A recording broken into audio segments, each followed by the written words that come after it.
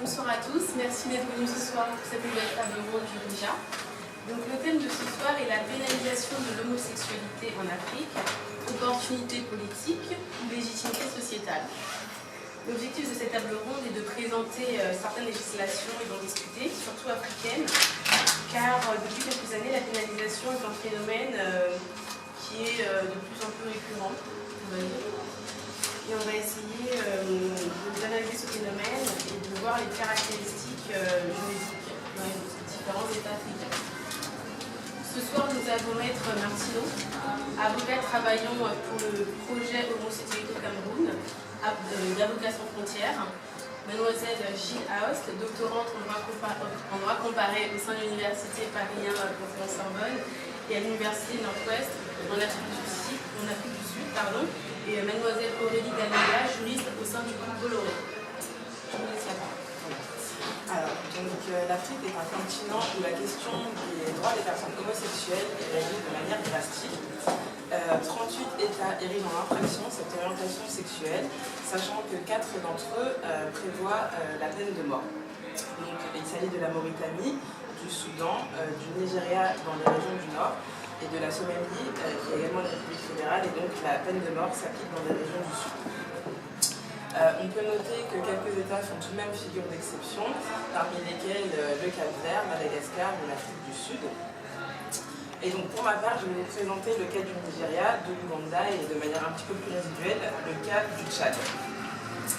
Alors, au Nigeria, l'homosexualité est illégale selon les dispositions du chapitre 7 du Code pénal. Donc, je cite, toute personne qui a des relations charnelles contre nature est passible d'une peine d'emprisonnement de 14 ans. Dans les États du Nord, les sanctions sont la peine de mort par lapidation ou l'administration de coups de fouet. Donc ceci, c'était l'état de la réglementation jusqu'en janvier 2014. Donc le 30 décembre 2013, les parlementaires ont adopté une loi à l'unanimité, loi prohibant le mariage homosexuel, et la loi a ensuite été promulguée par le président le 7 janvier 2014. Alors au niveau du contenu de la loi, premièrement, donc, le mariage homosexuel, le mariage tant civil que religieux est expressément prohibé, et donc toute personne qui est en train de finir par les liens du mariage avec une personne de même sexe commet un délit pénal qui est puni d'une peine d'emprisonnement de 14 ans. Deuxième point, au niveau du DIP nigérian, donc, tout mariage homosexuel qui est célébré à l'étranger sera déclaré nul sur le territoire nigérian, donc seul le mariage hétérosexuel peut être reconnu au Nigeria. Donc deuxième point de la loi nouvelle, la constitution de clubs gays, de sociétés ou d'organisations pour homosexuels et toute réunion dans ce cadre est prohibée. Et troisième point, le fait d'afficher publiquement sa relation amoureuse avec une personne de même sexe constitue également un délit pénal. Et dans ces deux cas, la sanction encourue, c'est une peine d'emprisonnement de 10 ans. Donc on le remarque sans conteste, dans l'ensemble, ce sont des sanctions qui sont extrêmement lourdes, puisqu'elles ne constituent qu'en des peines privatives de liberté. Il faut également noter que cette nouvelle loi engendre diverses violations du droit constitutionnel nigérian, notamment le chapitre 3 de la Constitution qui garantit les droits fondamentaux essentiels tels que la vie privée, la liberté d'association et la liberté d'expression, ainsi que les garanties contre les traitements discriminatoires. Alors au Nigeria, parmi les réactions de la société civile, on peut citer un écrivain qui est assez populaire, donc il s'agit de M. Crispin Oduoduc, et donc sa réaction est intéressante. Donc en fait, ce monsieur fustige tout simplement la nouvelle loi qui renforce les sanctions qui étaient déjà existantes, en soulevant et en soutenant que ce n'est pas par l'édiction de telle loi que les préoccupations réelles de la population sont traitées c'est pas avec des lois comme ça que les préoccupations et les problèmes sont traités. Et ça. Donc pour tout ce qui concerne les infrastructures de base, ou l'amélioration de l'éducation, ou l'équilibre des eaux publiques, en somme, la la dégradation générale qui note de son pays. Ce sont ça les réels problèmes qui affectent le Nigeria et qui devraient être les terrains premiers sur lesquels les autorités publiques devraient œuvrer. Face à l'entrée en vigueur de cette loi du 30 décembre 2013, cet écrivain s'insurge en constatant un violent lynchage contre l'homosexualité, alors que dans le même temps, des mesures en faveur de la bonne gouvernance ne sont pas entreprises. Voilà ce que je pouvais vous dire sur le cas du Nigeria et l'actualité à ce sujet dans cet état-là. Alors en Ouganda, donc de même que le Nigeria, les textes sanctionnent le fait d'avoir aussi des relations charnelles contre nature par une peine de réclusion criminelle à perpétuité, et c'est effectivement ce qui était prévu par le chapitre 14 du Code pénal, à l'article 145 intitulé Délit contre nature. Alors, en Ouganda, en décembre 2013, les parlementaires ont adopté une loi contre l'homosexualité. Donc, le domaine de la loi, les principaux volets, donc le délit d'homosexualité est réitéré et la peine d'emprisonnement à vie est réaffirmée par la loi nouvelle. Le délit d'homosexualité avec des circonstances aggravantes est défini, notamment lorsque un des partenaires est atteint de sida ou lorsque un mineur est impliqué ou lorsqu'un parent est impliqué. Donc la peine, c'est également l'emprisonnement à vie. Le mariage homosexuel est également réprimé par une peine d'emprisonnement à vie.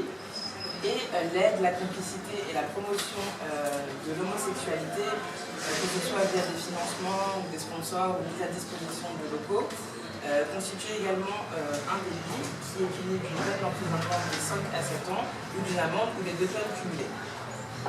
Donc, après l'adoption de cette loi, un recours a été introduit devant la Cour constitutionnelle ougandaise, laquelle a rendu sa décision le 1er août 2014. Donc, les prétentions des 10 requérants portaient à la fois sur l'irrégularité du processus législatif, en ce que la loi aura été adoptée sans que le quorum requis par la Constitution ne soit atteint, et deuxièmement pour des motifs de fond. Alors il y en avait plusieurs, donc les requérants soutenaient qu'en prévoyant une peine de prison à perpétuité, la sanction était manifestement disproportionnée et en contradiction avec le droit à l'égalité et aux garanties contre les traitements cruels, inhumains et dégradants tels que consacrés par la Constitution. En second lieu, en pénalisant la promotion, l'aide et la complicité de l'homosexualité, la loi crée une infraction démesurément large, en méconnaissance du principe de l'égalité, qui est également reconnu par la Constitution, et en méconnaissance de la liberté d'expression et d'association. Donc en somme, selon les requérants, la loi anti-homosexualité méconnaît les droits garantis par diverses conventions internationales auxquelles l'Ouganda a adhéré, notamment la Charte africaine des droits de l'homme et son protocole. Alors, il faut savoir que dans leur décision, les juges constitutionnels ne se prononcent pas sur le fond de la demande, ils se prononcent uniquement sur les considérations liées au quorum.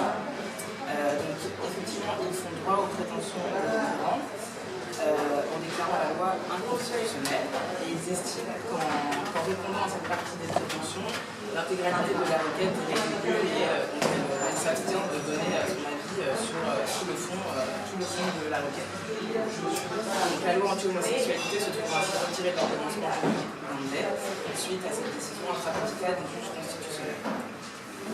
Et enfin, au Tchad, aujourd'hui, on est dans un contexte de réforme puisque les parlementaires ont entrepris un projet de modification du code pénal. Les deux volets essentiels de cette réforme sont d'une part l'abolition de la peine de mort et d'autre part la répression de l'homosexualité. Donc l'esprit de cette réforme est dual, d'une part on tend vers un adoucissement et d'un autre vers une répression accrue.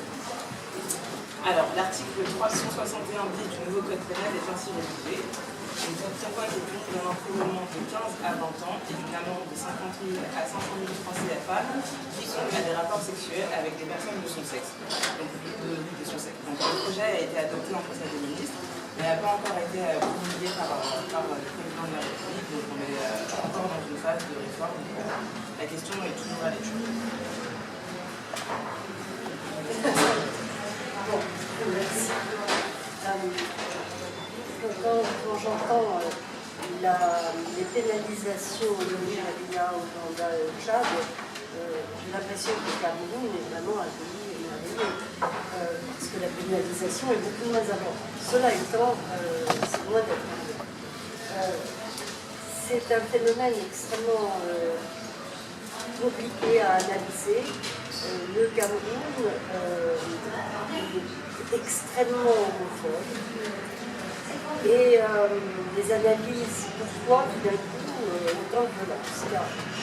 Il y a des groupes de gens, en dehors de l'État, la police, des groupes de gens qui s'en prennent à des personnes qu'elles pensent homosexuelles. Il y a des meurtres, il y a des journalistes qui ont été assassinés en 2013, un autre militant a été tué après avoir passé un an en prison parce qu'il avait traité à un ami qu'on a trouvé très agréable et sympathique, enfin, dans des termes peut-être un peu plus gentils et amoureux, mais c'est tout, etc., etc. Donc on a au Cameroun une situation très très particulière. Alors, effectivement, il y a une pénalisation qui existe depuis très longtemps, qui a été mise en place, enfin qui a été prise, cette décision a été prise par le premier président du Cameroun, Amadou Ahidjo, en 1982. Très longtemps, il prend cette ordonnance qui n'a pas changé, criminalisant uniquement, et j'insiste sur ça, les rapports sexuels entre mêmes personnes. Rapports sexuels entre mêmes personnes. C'est important aujourd'hui quand on discute de cette criminalisation et qui condamne. Donc la fourchette des condamnations va entre 6 mois et 5 ans. Donc, très loin de la pénalisation dont on a parlé tout à l'heure. Et donc pendant des années, alors il a pris cette décision et on n'arrive pas à très bien savoir pourquoi. Règlement de compte, problème, c'est un pays très complexe. J'aurais aimé trouver effectivement des interprétations, des explications, des interprétations assez folkloriques, disant que un de ces, pour éliminer en fait un politicien qui, etc., on prend cette décision parce que comme ça on pourra le penser. Il y a beaucoup de ça d'ailleurs, de règlements de compte politique. Et puis, bon, cette loi, ce texte a donc n'a pas été voté par le Parlement. C'est une décision donc du pouvoir exécutif. Or, la Constitution, là aussi, on est en contradiction complète avec la Constitution. Le principe de l'égalité, séparation des pouvoirs, et normalement, ce texte aurait dû être voté par le Parlement. Il ne l'a pas été. Et il ne l'est toujours pas, en fait. C'est resté comme ça. Donc, quand les confrères, rares confrères, qui défendent des personnes qui sont poursuivies pour normalement rapport homosexuel, eh bien, il soulève l'inconstitutionnalité de ce texte. La Cour suprême n'a jamais répondu. Ça, c'est plus simple. Les derniers pourvois qui ont été faits, on a dit aux confrères, oh, vous aurez une réponse dans 4-5 ans. Depuis 20 ans. Alors, il y a premièrement donc cette inconstitutionnalité. Deuxièmement, il y a une interprétation extensive de ce texte, car si on interprète ce texte, en fait, ne devrait être poursuivi que des personnes prises en flagrant délit. Et ce n'est pas le cas des gens qui sont arrêtés le plus souvent. C'est extrêmement rare, sauf quelques descentes dans des hôtels, éventuellement possibles, mais c'est extrêmement rare.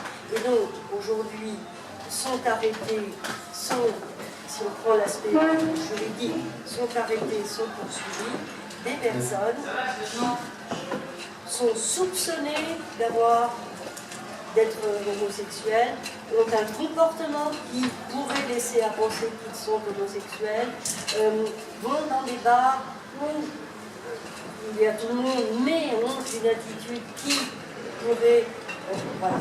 Donc, c'est une interprétation extrêmement extensive et contraire au texte lui-même qui devrait être limité à on vous prend sur les faits. Bon, voilà. Les poursuites pourraient être justifiées si on prend les codes pénals calculés aujourd'hui. Et puis, ce qu'il y a, c'est que la façon dont les personnes sont pas uniquement poursuivies, c'est les personnes soupçonnées d'être homosexuels sont dénoncés très souvent par des groupes qui se sont formés et qui font la chasse aux homosexuels, sont dénoncés ou se font casser la figure et quelquefois tués. Vous avez tout un contexte extrêmement complexe et très difficile. Quand même, on en parler très longtemps. Donc, si vous voulez, moi je travaille à double titre, si vous voulez, en tant qu'avocate, je m'occupe de demandeurs d'asile et effectivement, il y a des demandeurs d'asile qui sont homosexuels, qui viennent de différents pays et qui demandent l'asile. Donc, ça rentre dans, si vous voulez, dans les persécutions qui sont protégées par la Convention de Genève. Ça rentre dans le groupe social qui est visé par les autorités qui n'est pas protégé. Donc, ils peuvent obtenir protection. Et puis, deuxièmement, je suis à Avocats sans frontières France et nous avons un projet en ce moment avec deux associations camerounaises, Alternative Cameroun et le REDAC, Réseau pour les droits de l'homme au Cameroun,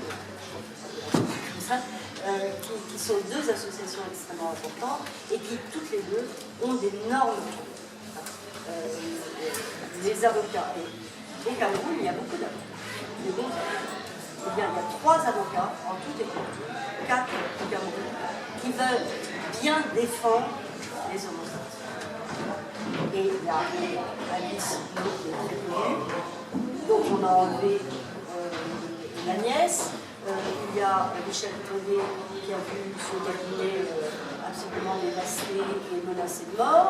Il y a un autre qui est son nom, etc.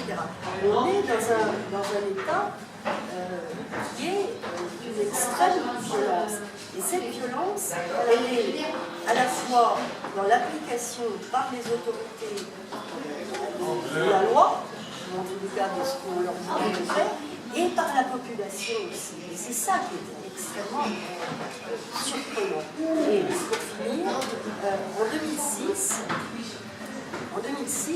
il y a eu une diffusion dans les journaux d'une liste de hauts dirigeants qui étaient soupçonnés d'être homosexuels.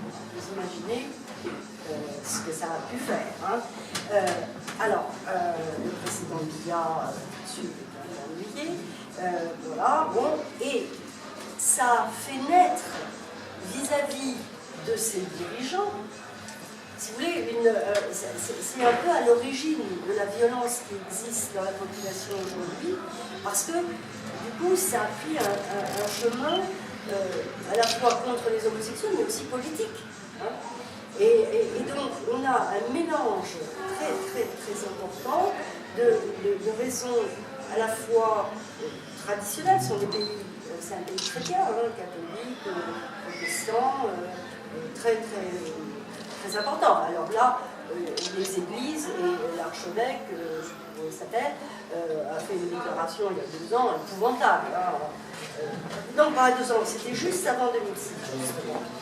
Et c'est sans doute pour ça que est sortie cette liste. Et alors les mauvaises langues disent également que la liste est sortie parce que c'était commercialement intéressant et que les journaux ont ramassé un fric très important. Et alors ça, c'est des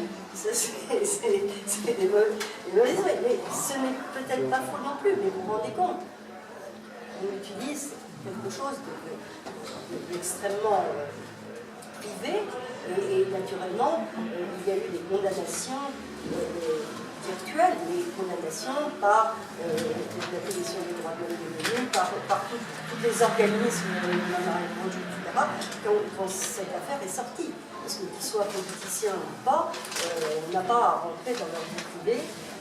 C'est vrai, c'est faux. Donc cette utilisation, si vous voulez, pour coincer quelqu'un et dire bah, t'es homosexuel, c'est ça. Donc on a des raisons, si vous voulez, c'est très, très multiple de cette montée homophobe au Cameroun qui est complexe, politique, religieuse. Et pour finir, le président Biya dit, il est venu en France il y a 2 ans, il a dit mais écoutez, ça va changer, mais pour l'instant, ce sont nos traditions. Ce sont nos traditions. Je pense que, comme dans tous les pays du monde, l'homosexualité a toujours existé et que donc le Cameroun n'a pas été un pays particulier. Et donc, on sent que politiquement, bien ne peut pas céder. Le code pénal devait être modifié en 2011. Le ministre de la Justice dit oui, et on est en 2011. Voilà, on a une situation extrêmement complexe. Merci beaucoup. Donc moi, pour ma part, je vais en quelques mots présenter les raisons d'inadéquation de cette répression pénale que nous ont présenté Maître Martineau et Aurélie Vital-Beda avec les normes internationales et régionales des droits de l'homme dans un premier temps. Et dans un second temps, je vais essayer de poser les quelques interrogations sur la pertinence de ce phénomène juridique et j'espère que ça pourra effectivement vous parler à tous. Donc, concernant rapidement l'inadéquation de la pénalisation avec les normes internationales et régionales des droits de l'homme, en mars 2014, suite à la promulgation de la loi nigériane anti-homosexuelle, la haut-commissaire de l'ONU aux droits de l'homme, Navi Pillay, a considéré qu'en plus de violer les droits fondamentaux énoncés par le PIDCB, donc le Pacte international des droits civils et politiques, cette loi viole également la Charte africaine des droits de l'homme. Et il en est effectivement ainsi de manière générale pour toutes les lois anti-homosexuelles qui se trouvent actuellement en Afrique. Donc, concernant le droit international des droits de l'homme et en particulier le PIDCB, effectivement ces lois anti-homosexuelles vont à l'encontre de plusieurs dispositions donc, du Pacte international de 1966. Effectivement, l'article 2 reconnaît l'obligation pour les États de respecter les droits garantis par le pacte pour tous les individus. Et l'article 26 reconnaît l'interdiction de la non-discrimination devant la loi, notamment basée sur des critères de race, couleur, de sexe, etc. Alors ces articles ne reconnaissent pas explicitement l'interdiction des discriminations en raison de l'orientation sexuelle. Par contre, le terme d'utilisation du terme notamment implique que la liste effectivement des critères de discrimination n'est pas exhaustive. Et d'ailleurs, le Comité des droits de l'homme de l'ONU a condamné les lois qui répriment les pratiques homosexuelles consensuelles comme constituant des violations de ce pacte. L'article 10, donc toujours du même pacte, reconnaît que toute personne privée de sa liberté est traitée avec humanité, avec le respect de la dignité inhérente à la personne humaine, ce qui n'est pas toujours le cas pour les personnes arrêtées pour homosexualité. L'article 17 du même pacte reconnaît que nul ne sera l'objet d'une mixture arbitraire ou illégale dans sa vie privée, sa famille, son domicile ou sa correspondance, ni d'atteinte illégale à son honneur et à sa réputation. Donc l'interdiction des relations homosexuelles pourrait également contrevenir à cet article, puisque l'État, dans le cadre de ses lois pénales, s'immisce dans la vie privée et familiale de ses administrés sur des critères jugés arbitraires. Au Cameroun, justement, vous en avez déjà parlé, effectivement, avec à force de cette chasse légalisée aux homosexuels, les journaux ont effectivement fait des dossiers sur les thèmes la liste des PD ou le top 50 des homosexuels présumés au Cameroun, ce qui a évidemment porté atteinte à l'honneur et à la réputation des personnes qui étaient évidemment citées dans cette liste. Et effectivement, il y a beaucoup de politiciens, donc ça a eu un gros problème par la suite. Donc pour ce qui est du droit régional, donc surtout la Charte africaine des droits de l'homme de 1981, L'article 2 reconnaît le droit pour toute personne de bénéficier des droits reconnus dans la charte sans aucune distinction. Donc pareil, de la même manière que pour le PIDCP, bien que cet article ne reconnaisse pas non plus l'interdiction des discriminations basées sur l'orientation sexuelle, la Commission africaine est intervenue pour confirmer que cet article s'appliquait également pour les cas de discrimination sur le critère de l'orientation sexuelle. Donc, bien que cette pénalisation de l'homosexualité viole les textes internationaux et régionaux des droits de l'homme, alors je fais un petit condensé, hein, voilà, cela ne permet pas de conclure que ce phénomène juridique ne répond pas à une certaine légitimité au sein des États ayant adopté ces législations. Donc, je vais essayer en quelques minutes de donner justement des informations qui permettraient de trouver une réponse à la problématique de cette table ronde, à savoir si cette pénalisation répondrait à des légitimités sociétales ou si elle répondrait au contraire à de simples opportunités politiques. Donc, dans un premier temps, je vais étudier un petit peu la pénalisation de l'homosexualité comme un instrument politique et religieux. D'après certains chefs d'État, personnalités politiques et religieuses africains, l'homosexualité a été importée par les Occidentaux en Afrique et n'est donc absolument pas légitime, acceptée et acceptable sur le continent africain, d'où la nécessité de le réprimer pénalement. Donc, pour ne citer que quelques exemples, après l'annulation le 1er août 2014 par la Cour constitutionnelle de la loi anti-homosexuelle ougandaise, dont nous a parlé Aurélie, le pasteur Martin Sempa a affirmé publiquement que les États-Unis avaient insufflé la sodomie dans notre pays. Le président ougandais avait déclaré pour sa part qu'on n'est pas homosexuel par nature mais par choix. Je cite à chaque fois. Les homosexuels seraient en réalité des mercenaires. Ce sont des hétérosexuels qui se disent homosexuels pour l'argent. Selon lui, l'homosexualité en Ouganda serait, et je cite de nouveau, provoquée par des groupes occidentaux arrogants et inconscients qui viennent dans nos écoles recruter des homosexuels, convertir à l'homosexualité et au lesbianisme. Mais il y a cependant une très grande différence entre ne pas admettre l'homosexualité comme une norme sociale et poursuivre pénalement les homosexuels en leur infligeant très souvent des peines d'emprisonnement et également parfois des peines corporelles. Donc cette pénalisation sont donc illustrées, selon mon point de vue évidemment, une véritable hostilité à l'encontre des homosexuels et non pas une simple inadaptation de ce phénomène, de l'homosexualité avec la culture et les mœurs en Afrique.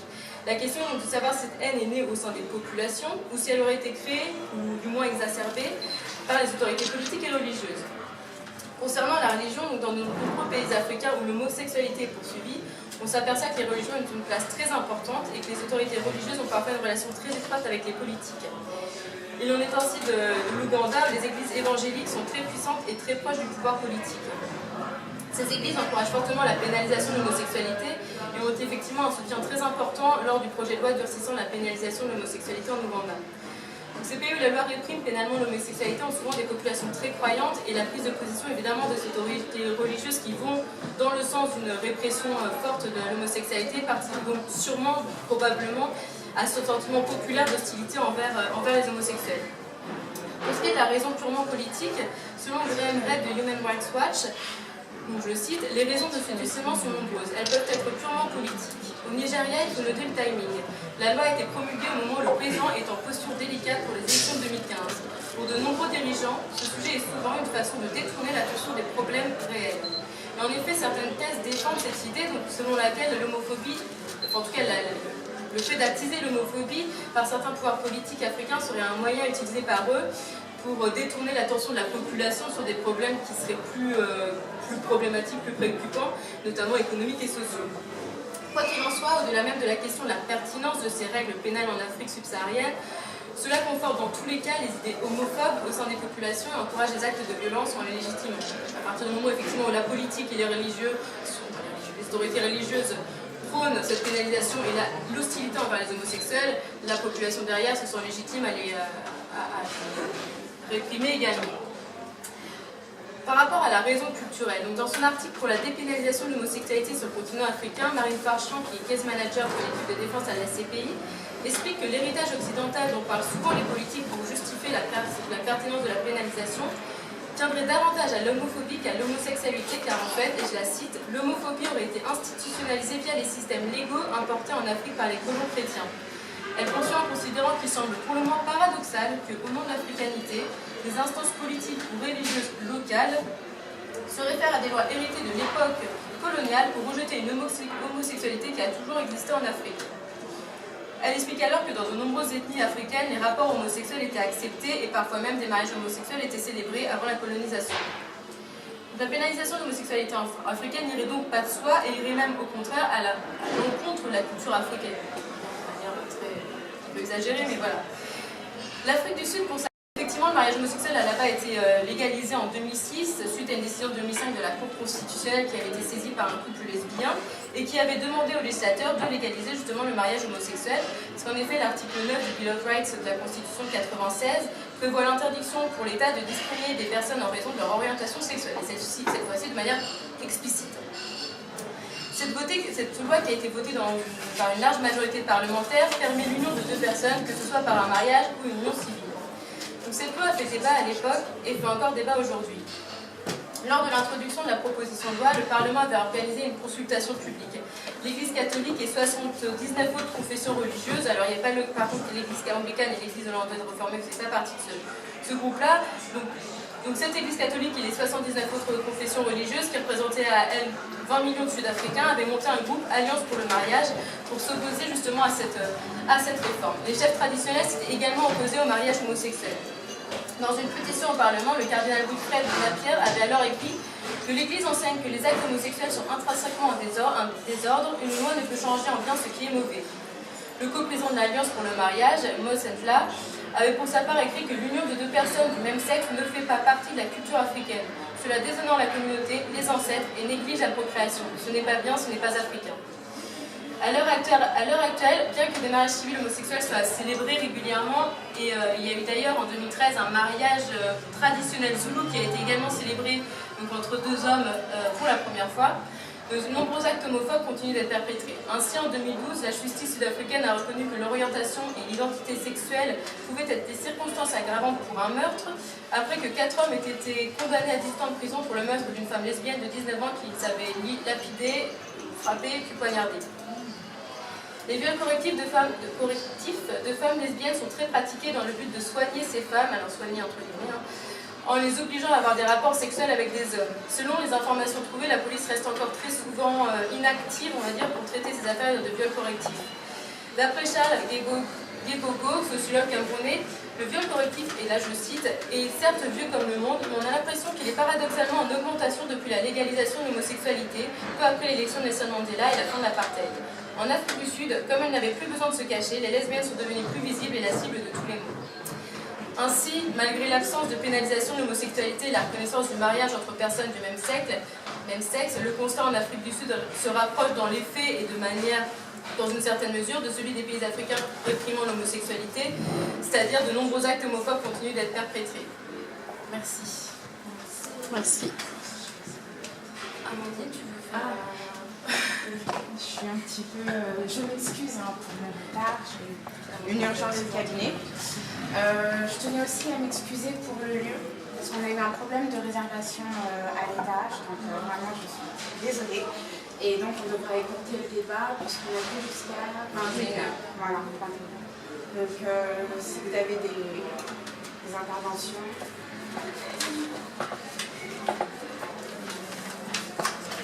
Si quelqu'un veut rebondir sur quelque chose qui a été dit. Moi j'ai entendu... Alors, est-ce que c'est la première fois que vous assistez oui, vous connaissez un petit peu le principe? Non. Vous l'avez sorti au début? Non. Donc en fait, le principe des tables rondes, c'est vraiment de susciter le débat. Donc ce n'est pas vraiment un échange questions-réponses avec les intervenants, mais vraiment tout le monde participe et n'importe qui peut répondre aux questions ou bien aux interventions de chacun. Voilà. Mais avant, il faut se présenter. C'est traditionnel. Bon, mais Aseki Diallo, je suis doctorante laboratoire droit européen, droit international, en spécialisation droit énergie, infrastructure et financement de projets permis et en intervention. Moi, j'ai une petite inquiétude par rapport à cette pénalisation de l'homosexualité dont on parle. C'est surtout le cadre anthropologique de la société africaine. Je trouve que le débat est un peu déplacé peut-être de vouloir légaliser en tant que tel, si je me permets de le dire, l'homosexualité. Parce que ça ne répond pas à un besoin sociétal. Parce que le droit, il naît dans la société. Le droit naît d'un besoin. Voilà, le droit, il naît d'un besoin. On a coutume de dire que la coutume est une source du droit. Voilà. L'homosexualité, telle que moi je le conçois aujourd'hui, sera difficilement en fait, acceptée dans ces sociétés si je prends en compte leur structure anthropologique et sociétale. Mais je ne sais pas si quelqu'un veut rebondir sur la question. Alors, je suis peut-être mal placée, je vais peut-être me mettre là-bas. D'accord. Non, ça va, ça va.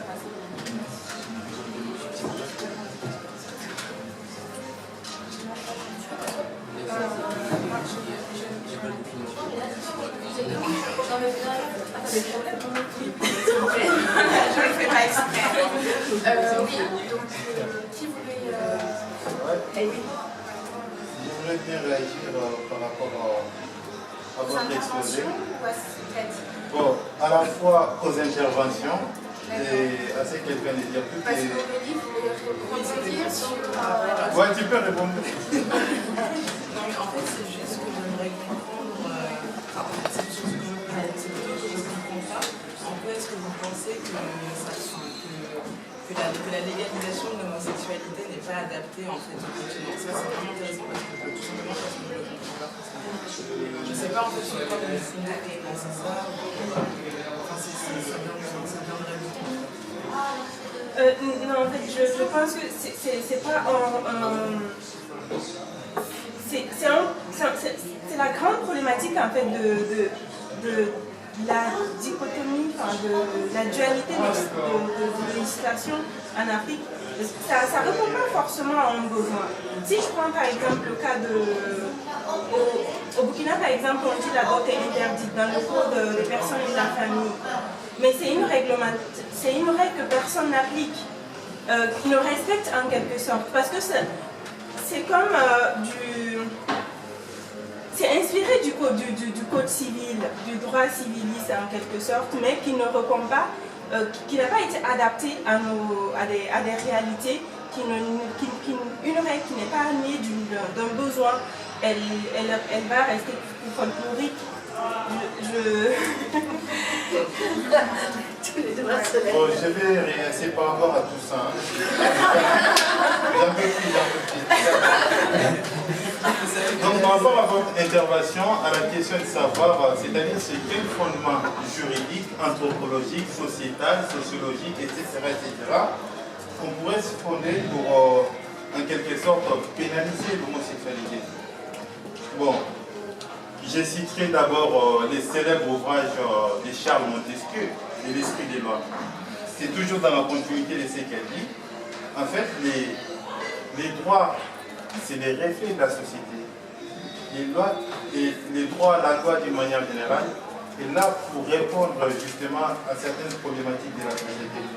Je me dois quand même de rappeler qu'ici même en Europe, où est née la Magna Carta, la Déclaration universelle des droits de l'homme et des citoyens, l'homosexualité était pénalisée en Europe. Parce qu'à ce moment-là, au regard de la réalité sociale, on considérait même que l'homosexualité était une maladie. Par exemple, je cite l'exemple d'Alan Turing, qui était quand même une grande tête. On a tourné un film sur lui. Celui qui a pu décoder, n'est-ce pas, les appareils allemands. Il a contribué beaucoup à la victoire des Alliés à la Seconde Guerre mondiale. Mais on l'avait condamné à 2 ans d'emprisonnement parce que justement, on l'avait interpellé sur ces faits-là. Donc par rapport à l'Afrique, personnellement, c'est un point de vue exclusivement personnel. Et qui encore, je le rappelle, est loin d'être parfait, donc peut être critiqué. Je pense que l'Afrique, l'homosexualité, ça ne répond pas à nos réalités, ne correspond pas à nos valeurs. Donc voilà, et je pense qu'au nom même, parce que cite un certain nombre de principes des droits, etc., au nom même des principes de la souveraineté des États, qui est un grand principe au niveau international, chaque État est libre justement de fixer ces règles. Je suis tout à fait d'accord avec vous que l'on se doit de respecter les conventions internationales, etc. Mais c'est Barack Obama l'a rappelé au Sénégal, à Dakar, comme quoi l'homosexualité, Macky Sall lui a répondu tout simplement que nous, on n'est pas prêts. Tu vois, même si l'homosexualité doit être légalisée en Afrique, je pense que c'est un problème afro-africain, c'est-à-dire qu'il faut que toutes les forces vives des sociétés africaines en discutent pour que cette légalisation ait une certaine légitimité. Mais tout de même, je vais vous passer la parole.